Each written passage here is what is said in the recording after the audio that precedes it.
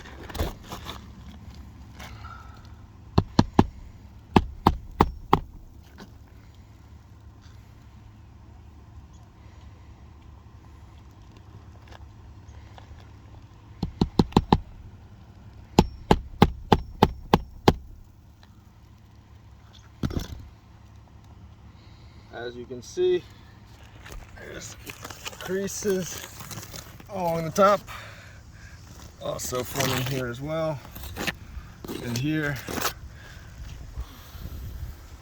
Based on my opinion, this roof isn't repairable without causing further damage to the roof.